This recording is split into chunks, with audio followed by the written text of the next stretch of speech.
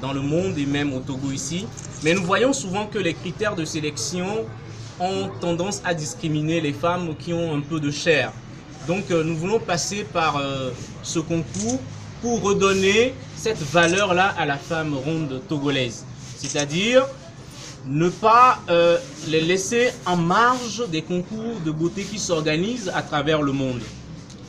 Oui, alors qui peut participer ou qui peut être candidate à ce Peut participer à ce concours toute togolaise, âgée entre 18 et 35 ans, présentant des signes visibles de rondeur, qui parle couramment français ou bien anglais.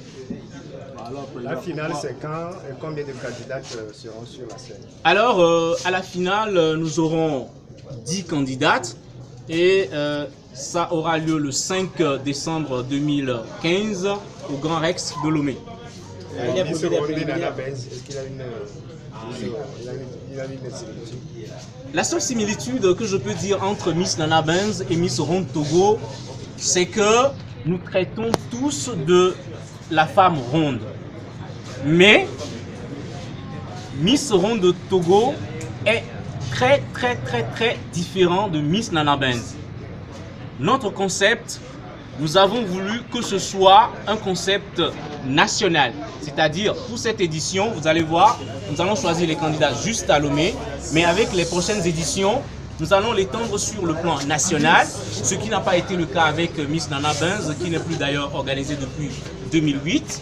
Donc, nous voudrons maintenant prendre cette relève-là et redonner cette confiance-là aux femmes rondes, surtout celles qui sont souvent complexées, de leur dire qu'elles ont de la matière à revendre, qu'elles sont belles. Merci. Voilà, vous avez choisi actrice de développement.